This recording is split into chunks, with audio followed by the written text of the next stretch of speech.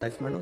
तो आप शंकर जी की कृपा करते हैं, आपको नहीं मालूम कि गणेश जी कब फ्री रहते हैं। हमने कहा गणेश जी फ्री रहने का केवल एक समय होता है, एक टाइम होता है, एक पल होता है, एक घड़ी होती है कि गणेश जी महाराज हमारे घर में आ गए।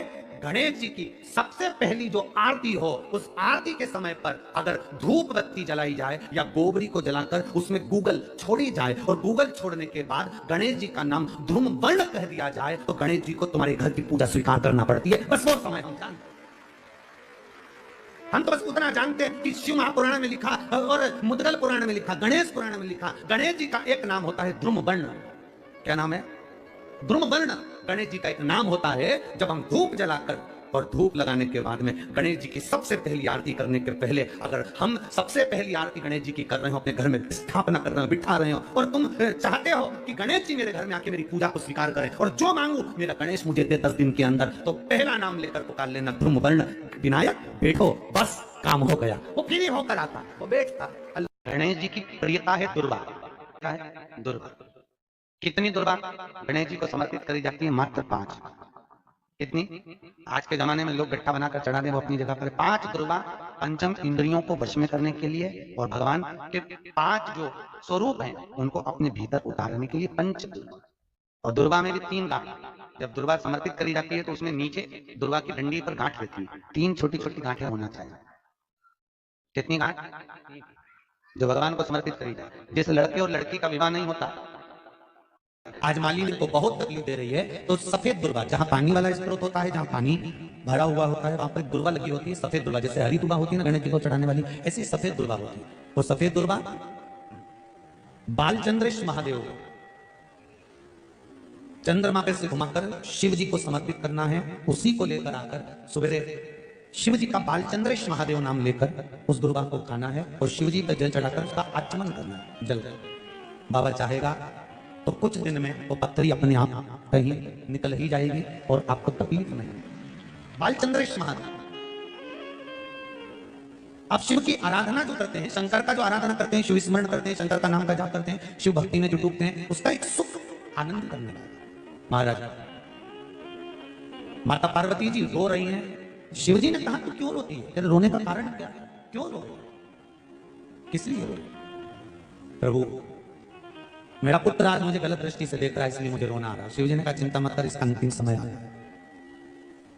जब व्यक्ति अगर माता को गलत दृष्टि से देखने लगे तो उसका अंतिम समय आने में देरी नहीं लगती। शिव जी ने उसी समय पर काल भैरव को प्रकट करा और भैरव को प्रकट कर उसी समय पर भगवान शंकर ने उस अंधकासुर के प्राणों को हर दिया। भगवान देवाधिदेव महादेव उस स्थान पर खड़े होकर स्वयं काल भैरव को वर प्रदान कर देते हैं, हे भैरव तू जगत के कल्याण के लिए तेरा प्रागट्य, जगत कल्याण के लिए।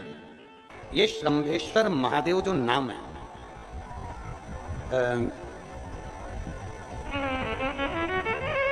भगवान शंकर ने सारे 33 कोटि देवताओं को अपने अंदर समाहित कर कर ये रूप रखा था श्रंभ पक्षी। 33 कोटि। मान लो आपके ग्रह अनुकूल नहीं चल रहे हो, कोई कहे कि मंगल बेकार है, कोई कहे शनि बेकार है, कोई के रवि बेकार है, कोई के बुध बेकार है, कोई के गुरु बेकार है, कोई के शनि बेकार, कोई के ये बेकार, कोई के तुम्हारा ग्रह बेकार चल रहा है, तुम्हारी किस्मत बेकार चल रही है, तुम्हारा भाग्य बेकार चल रहा है। तो पहले तो जो तुमसे कहे कि तेरा भाग्य बेकार चल रहा है, उसके चरण छू के उसको प्रणाम करके वापिस आ जाओ। क्यों? जिसने पृथ्वी पर जन्म दिया, जिसने नेत्र दिए, मुख दिया, हाथ दिए, पांव दिए, पूरा शरीर दिया, सारी इंद्रियां दी, रहने को घर दिया, खाने को अन्न दिया, अगर कोई तुमसे कहे कि तेरा भाग्य बेकार चल रहा है तो पहले तो उसको प्रणाम कर वापिस आ जाओ। एक शब्द भी मत सुनो, वापिस आ जाओ। क्योंकि दुनिया में आप सबसे ज्यादा भाग्यशाली हो जो भगवान ने आपको पृथ्वी पर पैदा करा। कुत्ता बना के पैदा नहीं करा, जानवर बनाकर पैदा नहीं करा, झिंगुर और कीट पतंगा बनाकर पैदा नहीं करा, सड़ते हुए कुत्ते के शरीर में इल्ली पड़ जाती है वो बनाकर पैदा नहीं करा, कीड़ा चूहा बनाकर पैदा नहीं करा। मेरे भगवान ने तुम्हें मनुष्य बनाकर पैदा करा है। जितने पृथ्वी पर मानव पैदा होते हैं ये अपने आप में भाग्यशाली होते हैं, कोई अभागा पैदा नहीं होता। कोई तुमसे कह दे तेरा भाग्य बेकार चल रहा है, तेरी किस्मत बेकार चल रही है, उसके पांव पड़ो, वहां से निकल लो, अपनी पत्रिका लपेटो और वापस सजाओ जन्म पत्रिका लेकर। भाग्य तुम्हारा बेकार नहीं है, तुम्हारी किस्मत बेकार नहीं है। भाग्य उसका बेकार है जो तुमको कह रहा है कि तुम भाग्यशाली नहीं हो, तुम किस्मत वाले नहीं। भाग्य उसका बेकार है जो पृथ्वी पर जन्म ले लेता है, शंकर जी के मंदिर में 1 लोटा जल चढ़ाना चालू कर देता है, शंकर के मंदिर में झाड़ू पोछा करना प्रारंभ कर देता है, वो कभी भी अभागा नहीं होता, वो भाग्यशाली ही होता है। अभागा नहीं है, वो भाग्यशाली है। और जितने पृथ्वी पर मनुष्य जन्म है, चाहे वो छोटे से छोटा बड़े से बड़ा, आपका हाथ पैर शरीर सब भगवान ने दिया है, आपको करोड़पति बनाकर पैदा करा है, फिर भी आप अपने आप को अगर भागा समझते हो तो आपके ऊपर है। किस्मत वाले हो, करोड़पति बनाकर भेजा है। कुत्ता 1000, 10,000, 20,000, 25,000, 50,000 में बिकता है। तुम्हें तो भगवान ने 2-2 किडनी दिए, अभी बेचिए 20-20 लाख में, यूं बिक जाएगी। दिए 50-50 लाख में, अभी बिक जाए 5 लाख। एक एक शरीर भगवान ने कीमत वाला बनाकर भेजा है। किसी डॉक्टर के पास बैठना और पूछना कि कौन से अंग की कितनी कीमत होती है, वो डॉक्टर बता देगा कि तुम्हारे शरीर की क्या कीमत है। और उसके बाद भी कहते हो कि हम भागे, बताने वाला कह देता कि तुम भाग्यहीन हो, तुम भाग्यशाली नहीं हो, तुम किस्मत वाले नहीं हो। वहां से पत्रिका उठाओ, चल दो, कहते हैं मेरे बाबा ने मुझे भाग्यशाली बनाकर भेजा। और अपने हाथ में वो बल होता है कि आप स्वयं इतनी मेहनत कर आगे बढ़ सकते हो कि अपने आप किस्मत वाले बन सकते हो। अपने आप। और हम तो बाबा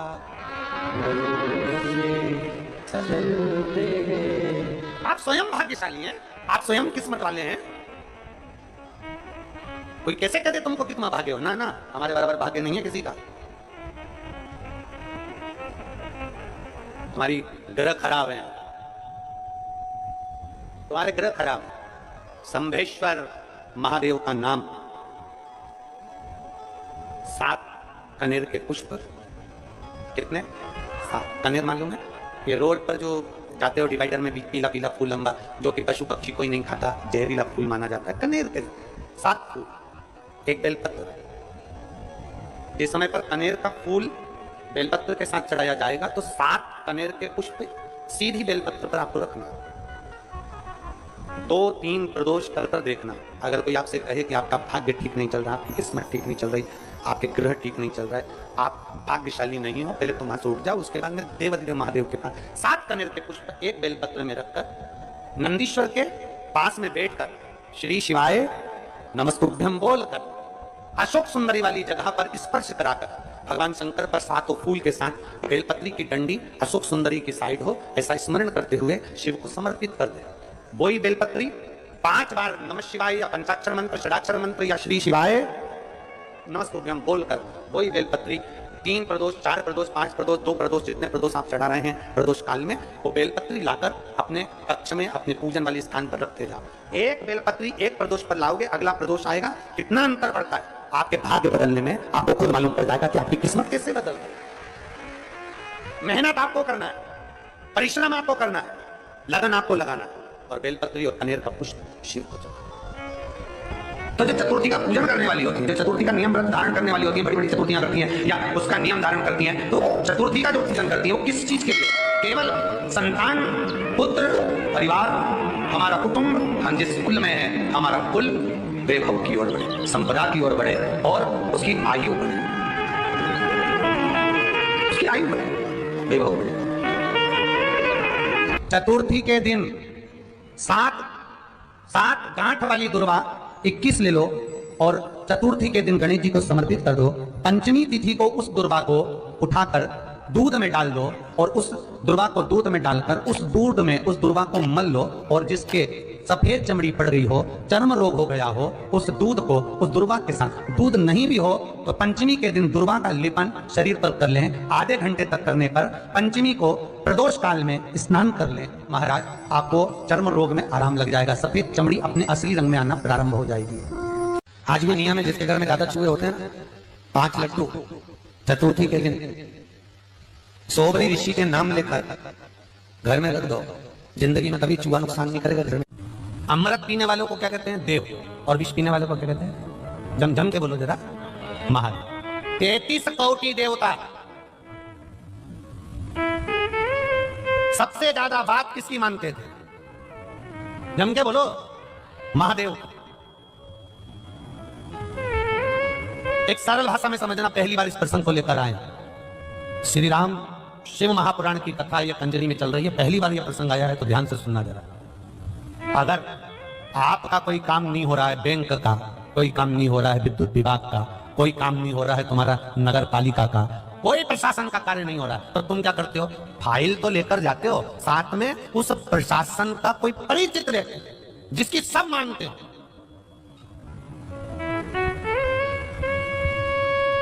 जिसकी सब सुनते हो।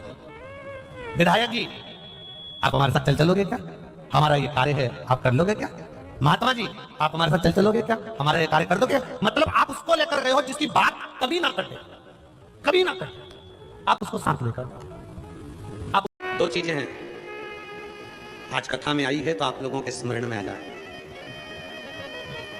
जिसके घर में औलाद नहीं है, संतान नहीं है, जो बहुत बीमारी से ग्रसित है, बहुत बड़ी बड़ी बीमारियां हैं, रोग हैं, तकलीफ है, ये दो व्यक्ति जिसके औलाद नहीं है, कोई बीमारी से ग्रसित है, कोई बहुत बड़ी उलझनों में फंसा हुआ है, ये तीसरा। ऐसे व्यक्ति को जब शिव के मंदिर में जल चढ़ाने जाते हैं तो नंदी के सीधे कान में जल चढ़ाने से पहले अपने मन की बात नमः शिवाय, ओम नमः शिवाय, श्री शिवाय नमस्तुभ्यम कहकर अपने मन की बात नंदी के कान में कहकर फिर शिव जी को जल चढ़ाना चाहिए। और यदि किसी व्यक्ति को व्यापार खोलना है, कोई प्रॉपर्टी खरीदना है, कोई जमीन जायदाद का लफड़ा हो गया, कोई अदालती केस हो गया, कोई तकलीफ में फंस गया, कोई नौकरी नहीं लग रही है, कोई सर्विस नहीं हो रही है, कोई बहुत एग्जाम दे लिया, 1-2 नंबर से दे रहा है, कोई कंपटीशन एग्जाम में नहीं निकल पा रहा है, तो उस व्यक्ति को पहले जल चढ़ाना चाहिए, फिर आकर नंदी के राइट कान में, सीधे कान में ही नंदी के अपने मन की बात कहकर वापिस अपने घर की ओर आ जाना चाहिए। दोनों में अंतर है, दोनों में। जैसे किसी नारी के गर्भाशय में अगर गठान हो जाती है, शरीर में किसी भी स्थान पर गांठ हो गई, कहीं चेस्ट पर गांठ हो गई, छाती में गांठ हो गई, उदर में हो गई, बच्चादानी में गांठ हो गई, या किसी पुरुष के किसी शरीर में गांठ हो गई, तो उसको क्या करना चाहिए? शिव जी के मंदिर में जब वो जाए, शंकर भगवान के मंदिर में जब नंदी के उल्टे कान में, नंदी के लेफ्ट कान में अपने मन की बात कहकर नमः शिवाय, ओम नमः शिवाय, श्री शिवाय नमस्तुभ्यम बोलकर एक दुर्वा शिव जी को चढ़ाकर जल समर्पित कर देना चाहिए। पहले बोलना है, फिर दुर्वा चढ़ाना है, फिर जल चढ़ाना है। आती समय उस दुर्वा को उठाना है, थोड़ा सा जल झेल लेना है, मंदिर के ही दरवाजे के बाहर उस दुर्वा को चबा चबा कर खाकर जल का आचमन कर लेना है। लगभग 1.5 महीने कर कर देखो, उसके बाद जांच कराओ, आपकी गठान गल चुकी होगी, समाप्त हो रही होगी, वो गांठ अपने आप समाप्त।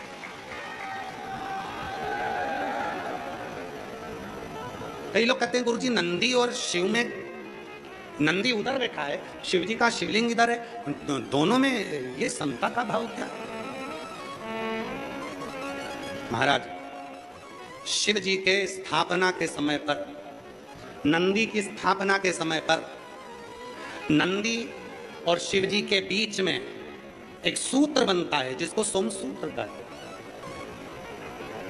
वो पत्थर में दब जाता है, उसको लोग ऊपर से टाइल्स पत्थर लगा देते हैं, एक तार जाता है। वो सूत्र नंदी के जो एक चरण है, आप लोग दर्शन करें ना नंदी का, अरे बोलो तो जम के, नंदी का एक चरण जो ऊपर उठा हुआ होता है, बाकी के चरण नंदी के सब नीचे की ओर जाते हैं, पर नंदी का जो एक चरण ऊपर की ओर उठा होता है, सोम सूत्र वहीं से शिवलिंग के पास तक जाता है जब स्थापना होती है तब। अब वो सोम सूत्र जो गया है, जो ये सूत्र गया है नंदी के पांव के पास में से, जब हम नंदी को अपने मन का भाव कहते हैं तो नंदी का वो सोम सूत्र के माध्यम से वो शब्द शंकर के मूल केंद्र बिंदु पर चले जाता है और शिव जी हमारे दुख को मिटाना प्रारंभ कर देते हैं, हमारी तकलीफों को मिटाना प्रारंभ कर देते हैं। पुनीतावती नाम की एक शिव भक्त हुई।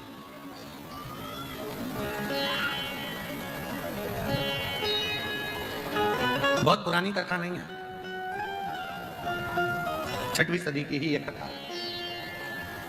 पुनीतावती नाम की एक महिला, एक कन्या ने जन्म लिया तमिलनाडु के कराईकला नगर में। एक धनिक सेठ के घर में, बहुत पैसे वाले व्यक्ति के घर में एक लड़की ने जन्म लिया जिसका नाम पुनीतावती। पुनीतावती